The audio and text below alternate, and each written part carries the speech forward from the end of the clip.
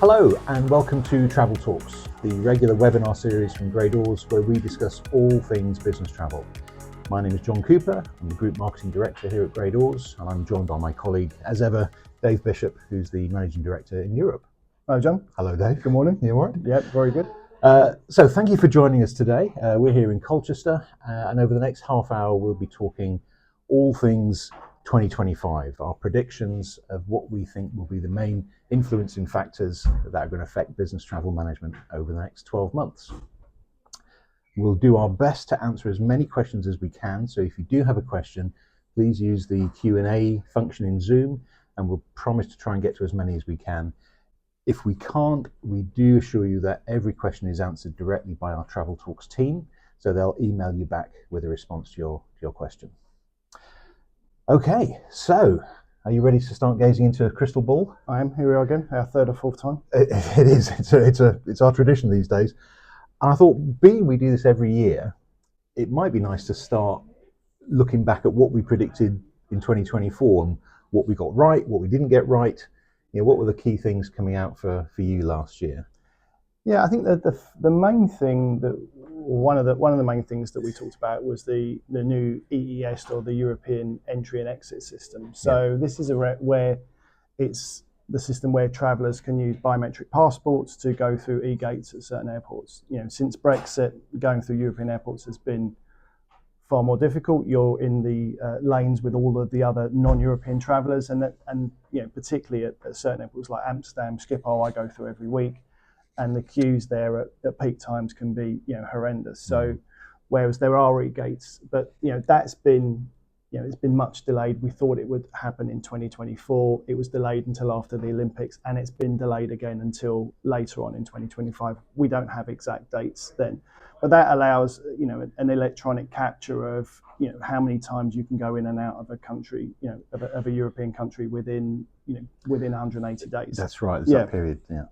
Yeah. So we do expect it kind of in this year at some point, but we don't know when.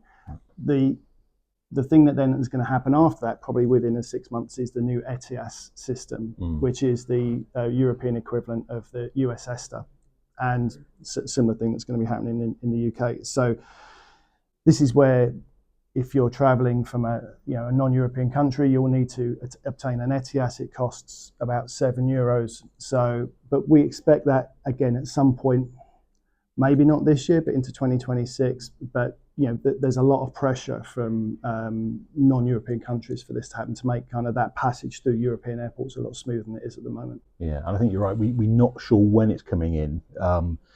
But for all things ETIAS, do check out the Grey Doors website. Visit gdg.travel/blog, or you can use the search function, put in ETIAS, and it'll throw up an article where we've got all the information about it there. And I guess sticking with I guess that visa theme, there's the new ETA as well. Yeah. ETA, which is Electronic Travel Authorization. Yeah. Again, there's a fantastic blog on the website, so go to the blog or use the search function for ETA, and it'll give you all the information that we know. But ETA is basically any foreign visitor to the UK, including children, if they're here for a short stay, they don't need a visa, they will need a UK ETA to get in. Costs £10. At the moment, it costs £10. Yes, the government have recently proposed an increase to £16. A lot of noise in the press around it's going to put travel off to the UK. I think you know, in percentage terms, 60% increase is huge, but in absolute amounts, I don't think it's going to stop that amount, that any real degree of inward travel to the UK. Yeah. And just a couple of notes: valid for 2 years, or as soon as the passport it's linked to expires, whichever comes first. But again, check out the website for all the information on ETA. And doesn't apply if you've got an Irish passport. Oh, okay. Yeah, which I have. Yeah, so benefits you. Excellent. Yeah, exactly. Yeah. Okay. Well, let's look at I always think it was the holy trinity of hotel, rail, and air. Yeah. Again, let's take a quick look at what we thought was going to happen last year, what did, and what our predictions are for this year. So, you want to go first with rail? Yeah, rail is in two parts. There's the regulated fares, that kind of the standard like anytime fares, which go up normally every March. In March 24 they went up by 4.9%. This year in March they're going up by 4.6%.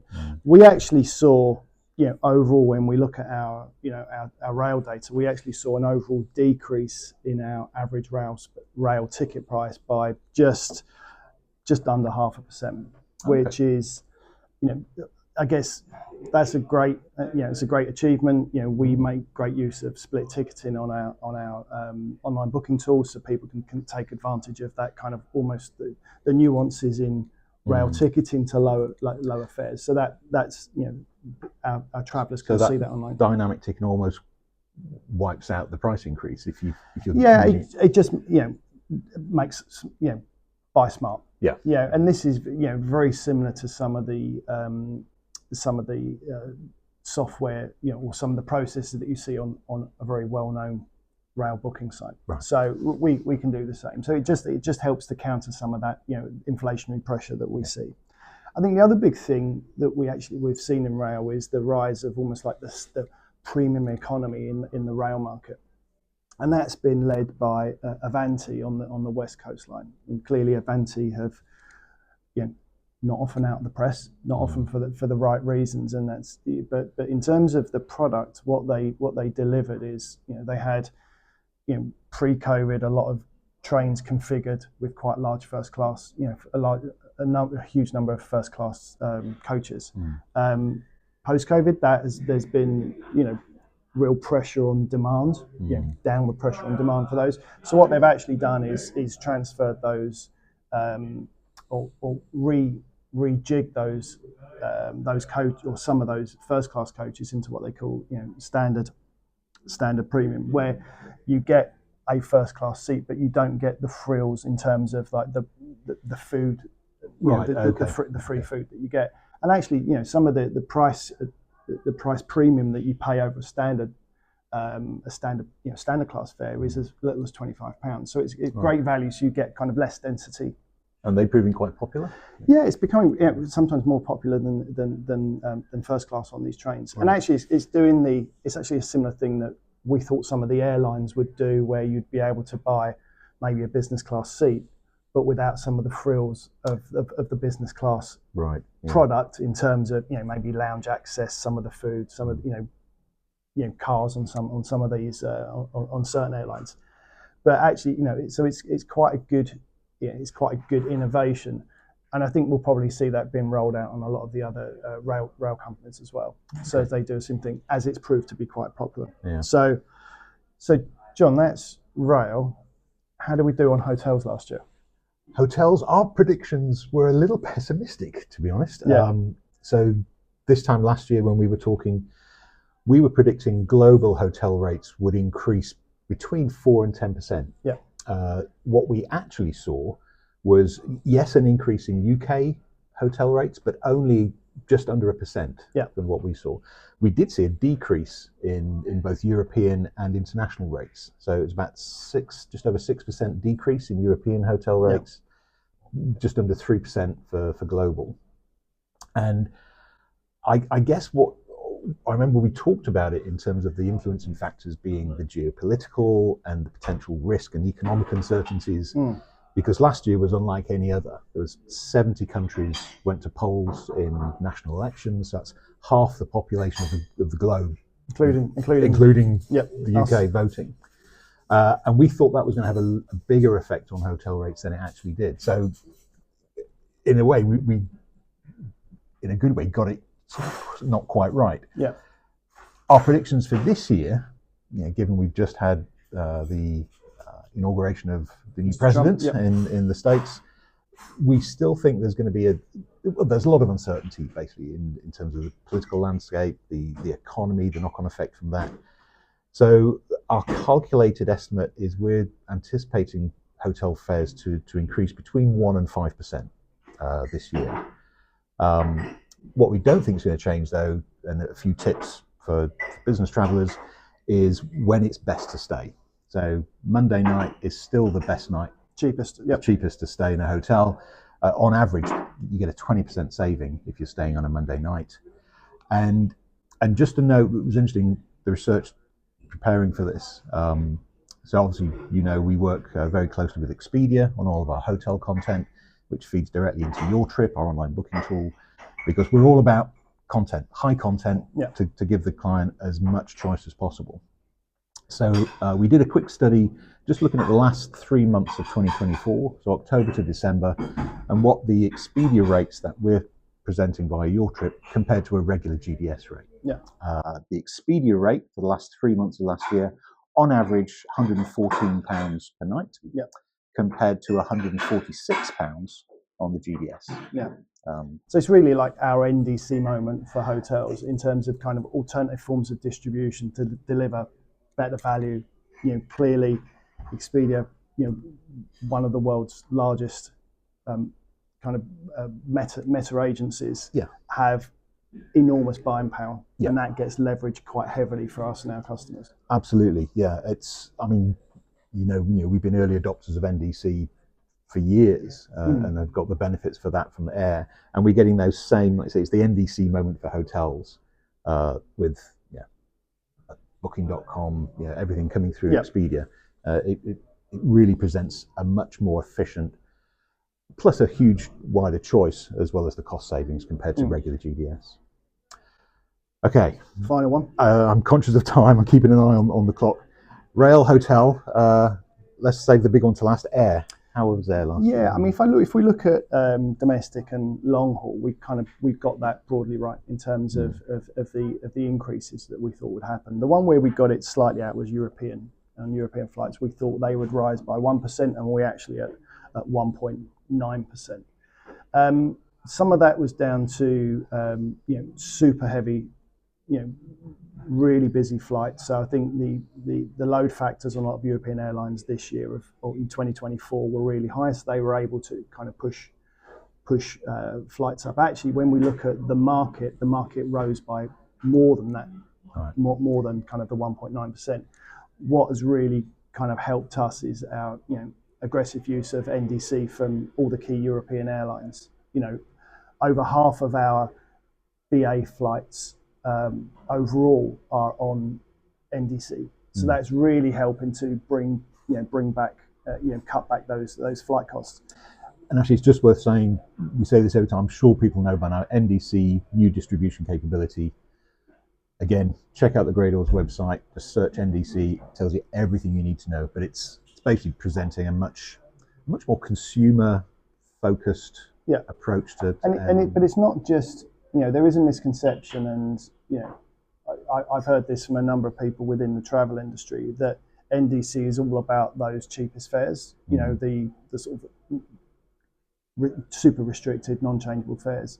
The reality is far different. We see significant savings across both flexible and non-flexible fares. So it's it's designed to give a better retailing experience for the traveller in terms of what they buy, but clearly then offer much better value to the consumer as well. Right. So, but in terms of predictions for 2025, we think we'll see a 3% increase in domestic fares, 2.5% in European, and 1% on long haul.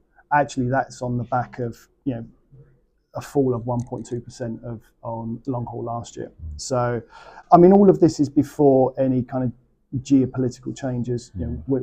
It's still uncertain what's going to happen around kind of air taxation in certain markets. To say there's been half the world's population have gone to the polls, and we haven't really seen the impact on that in terms of other things, taxation that can that will be as a bump onto those airfares. The other thing that we're kind of unclear on is on certain routes certain airlines have been quite challenged by issues with engine supply or engines being engine maintenance. So they're actually pulling planes out of service, and that can have quite a big impact on certain kind of high demand routes as well. Right. So again, another year of slight uncertainty, but we feel pretty confident in terms of our predictions for this year. So obviously we talked about air. One of the things that we see, we heard a theme that we had a lot of, particularly from COVID and afterwards, is the rise of bleisure. Mm-hmm. Not my favourite term, but I get it. But what's been the impact what's been the impact on our customers? Yeah, there's definitely been a lot of talk about bleisure, or business leisure blended travel in the industry. To be honest, it's quite specific to industry and demographic. We've seen some take up in the creative industries, for example, but we've not really seen it on short haul travel at all. On long haul, the average stay over the last year did increase from about 3.5 to 4.5. So that's an increase of 22% on long haul. So yeah, it's there. We haven't seen it. Like I say, it's very dependent on the industry sector.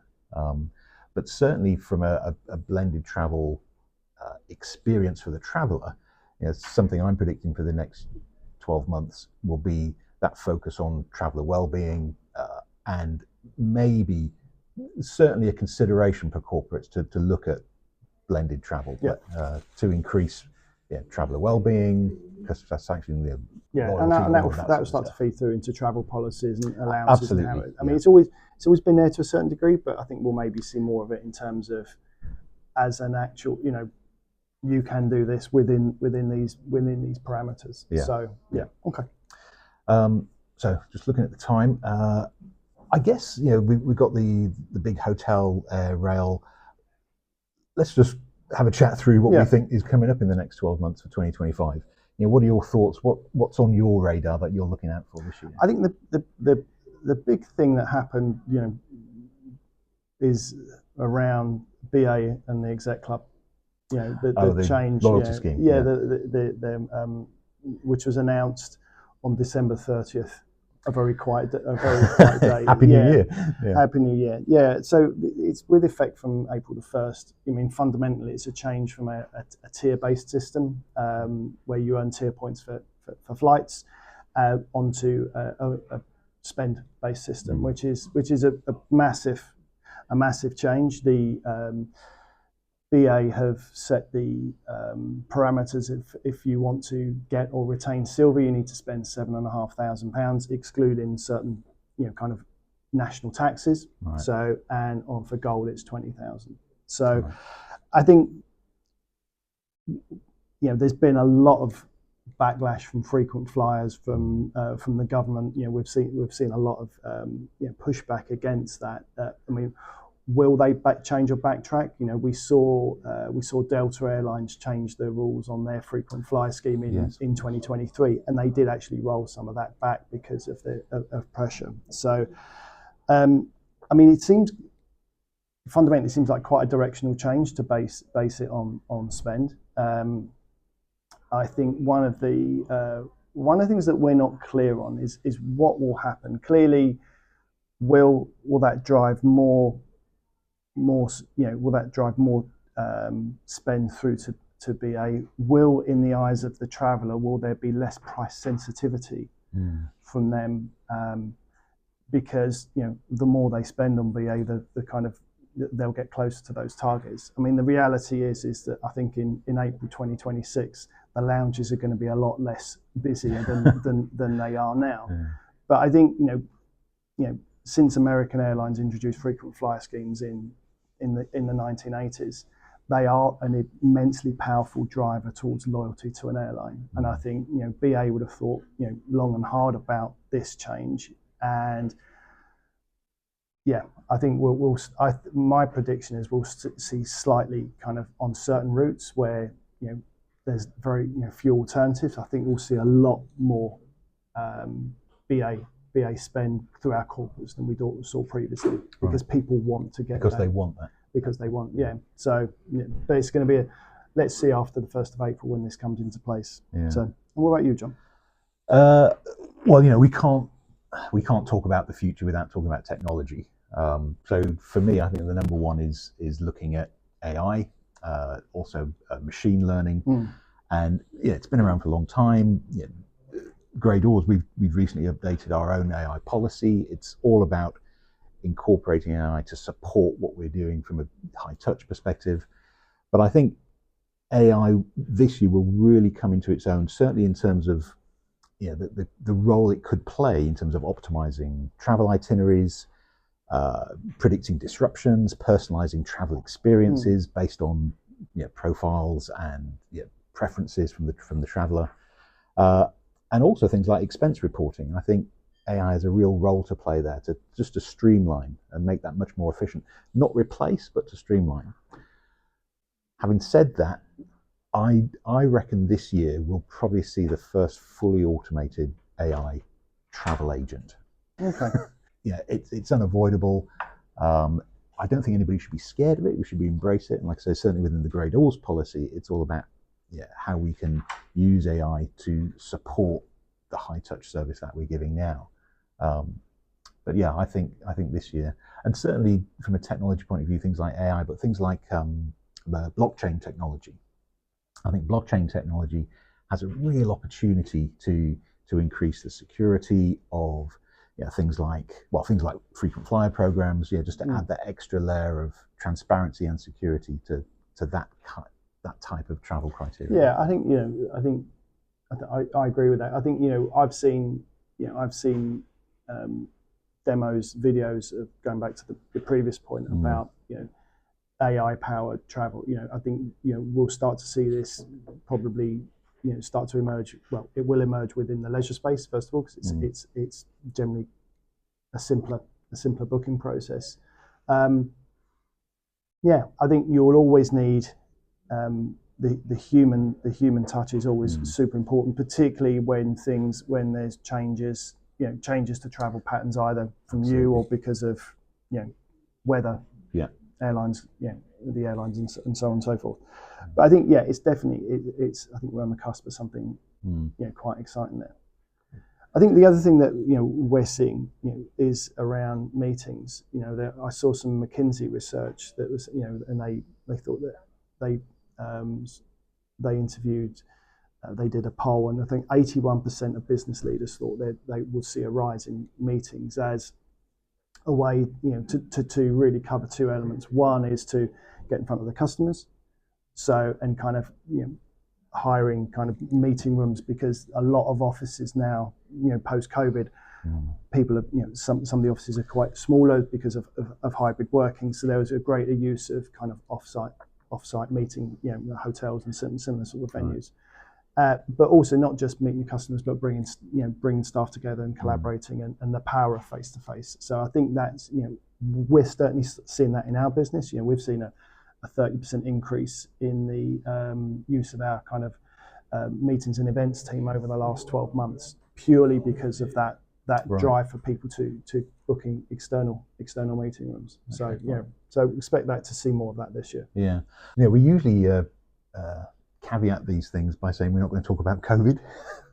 You mentioned pre-COVID, post-COVID, but you're right. It has changed things. And it's behaviour, isn't it? It's behaviour, and I think certainly something that I'm predicting for this year, looking at those behaviours, is how companies are going to adapt to improve the traveller experience and traveller well-being in terms of terminology. So as you said, bringing people together for meetings, but certainly from a travel specific perspective, I think definitely an increase in personalized travel experiences. Bleisure we've talked about before as a potentially a great way to improve employee loyalty to a company if the company gives them that opportunity to extend a business trip. Obviously focus on traveller safety and security. Quite an uptake in terms of implementing really robust risk management programs, real-time alerts, 24/7 protection, all that sort of stuff, but all geared around protecting the traveller and the traveller experience and making a much more personalised experience moving forward. So I think, whether it's preferred airlines or accommodation or activities they want to do, all of that will become more prevalent and encompassed within corporates' travel policies. Okay. I mean, I just want to kind of talk about hotels in kind of two different ways. So, one of the trends that we saw through 2024, and we're already seeing 2025. One is the sort of the traditional hotel RFP season. This is where if a corporate has got a certain number of room nights, and it wants to secure a negotiated rate hotel. This is 2024. The RFP season I've just gone through is probably the lowest number of hotel RFPs I've seen our team do. Oh, really? Our business has grown, but the number of hotel RFPs has reduced, and this is really down to the corporates looking at actually what does the hotel RFP process actually drive. It should be, we're seeing a real movement towards spot buying.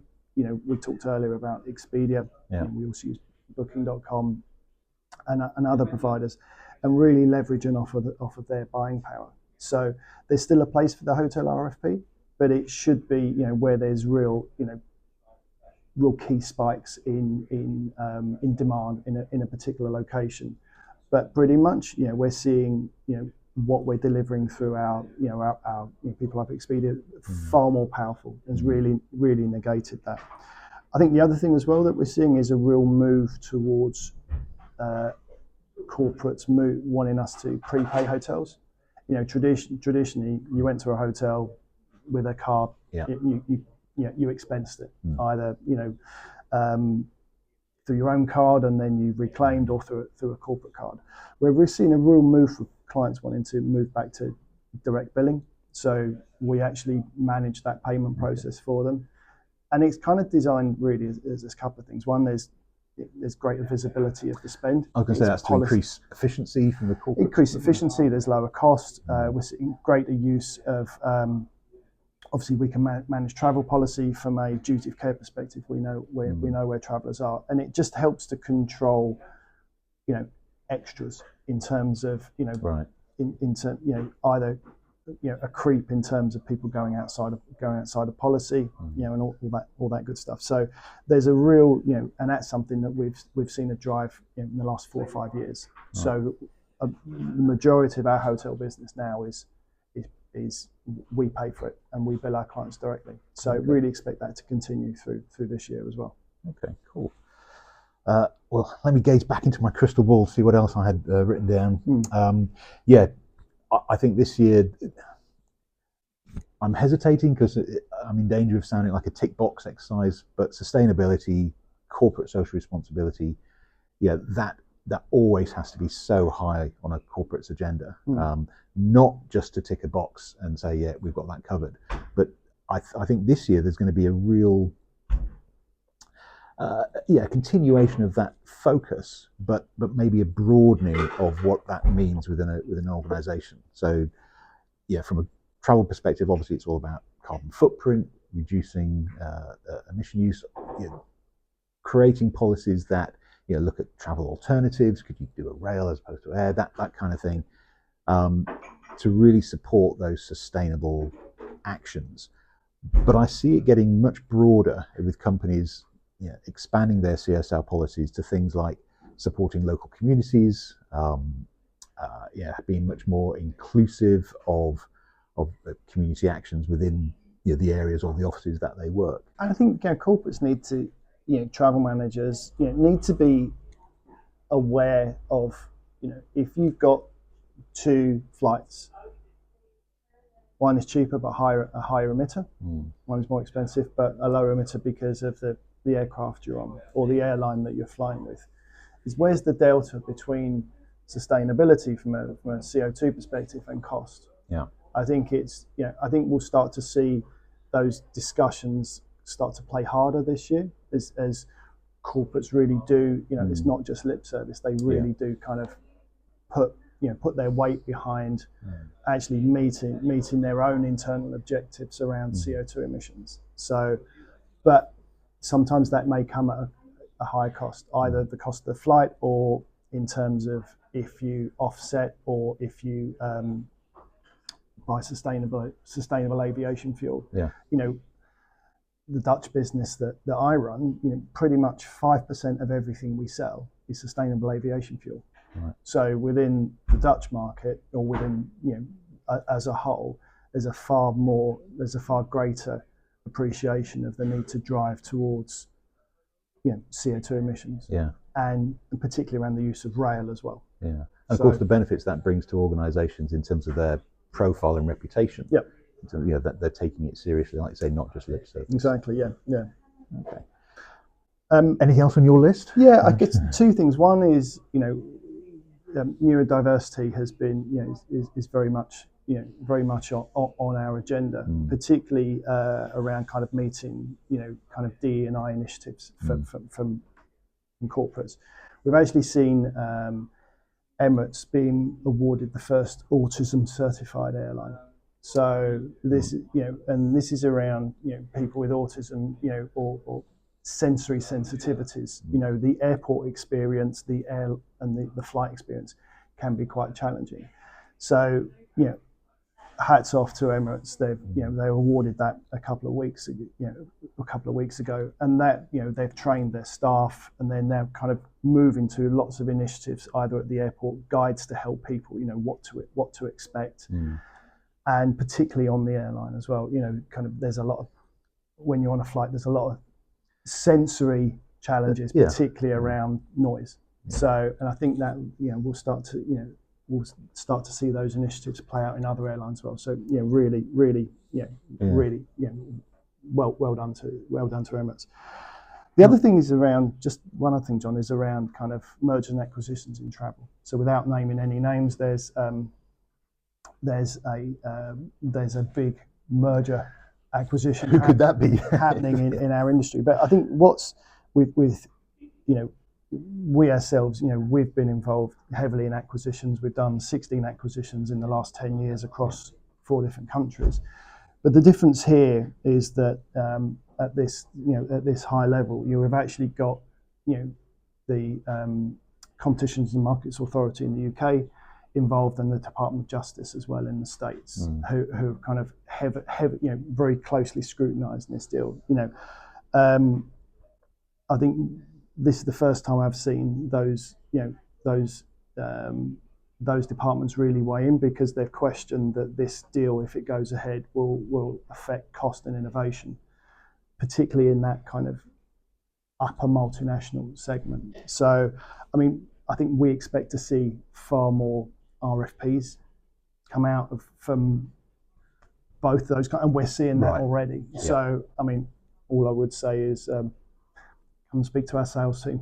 We're kind of, we're if this does affect you. But I think it's it's a really interesting development. So we'll see. Do you think it will come to fruition? I don't know. When the Department of Justice said they will sue to make sure this doesn't happen, but that was whether the change of administration that we've seen in the States will change that. There's a lot of advocacy going on in the background around that, but it's just the fact that there's a lot of scrutiny around around that acquisition that I've not seen before. Right. So and it's making some of the clients of these TMCs quite nervous. Yeah, of course. So we'll see what happens. I apologize, I've been ignoring the questions that are coming in, and I'm conscious of time. Like I say, all questions will be answered by our Travel Talks team, but there's one here quite short. What do we anticipate the role of the travel manager evolving in 2025? It's interesting, because I was going to mention the role of the travel manager. I think there was a recent survey, and 8 out of 10 travel managers surveyed agreed that their scope and their fields of responsibility had increased over the last year. And I guess it's increasing. I guess a lot of travel managers, unless it's their specific role, they're also doing a lot of other things within their particularly like expense management. I think that's because that's traditionally a function of finance. Yeah. So usually, expense management, I was going to say your meetings and events, that will often get incorporated. So I think the role of the travel manager will expand and will continue to expand as travel, as kind of we've touched on, it breaks out into corporate social responsibility, into environmental sustainability projects. It all touches travel, and that's going to have an effect on the travel manager's role. So I guess while they're getting busy and have a wider remit to deal with, that brings its own benefits. It gives it more visibility to wider functions of an organisation and their business operations and how they operate, and potentially has a wider opportunity for travel managers to influence, things like corporate social responsibility, You talked about EDI policies, traveller well-being, and the whole, the focus on people within an organisation. It's not just travel. So I think travel managers will have a much wider remit, much larger opportunity to get involved in different areas of the business. I think that's broadly right. Travel or travel as a whole, and the whole of that, the cost there is usually the third or fourth highest expense for a corporate, behind, salaries and property. Yeah. So it's right that it gets that focus. I think there was post-COVID, mention it again, but after 200, when we came back in 2020, the end of 2021, I think that it was, spend was obviously lower, but I think that the focus is a lot higher now, and there is controllable spend, and there's particularly around that need to, for a travel manager to get their arms around, spend that's outside of their managed travel program. Yeah. So we'll start to see that being pulled in a lot more. And this is one of the things that I mentioned about hotel billing. It's not every corporate has corporate cards, so they expect people to their staff to pay within their own resources and claim back. Not everybody has got the ability to fund that. Yeah. So, and I think one of the things that one of the sweeteners is book through your TMC, like Grey Doors. They'll pay for the hotels, and you only pay for incidentals and hotel taxes at the checkout. So the burden is a lot lower, and it makes that a far more smoother process. It encourages people into the travel program. Yeah, perfect. Dave, I think we can, as ever, we can talk about this all day, but I'm very conscious of time, and there's more. I do apologise if we haven't got to your question. I promise our Travel Talks team will answer you directly in the chat, but we're going to have to wrap it up, unfortunately. Dave, thank you so much for your time today. Really interesting chatting with you. Thank you very much for joining us. Just before we go, though, a couple of things to let you know. As ever, we will be putting together a fact sheet of the points that Dave and I have been talking about, and we'll be sharing that with you guys shortly. Do check out the website for anything we've talked about today. I can pretty much guarantee we've written an article or a thought leadership piece on it. So gdg.travel, and then just use the little search icon, the magnifying glass, and tap in there what you need to find, and you'll find some fantastic materials on there. Just a last plug, there's lots and lots coming up with Travel Talks.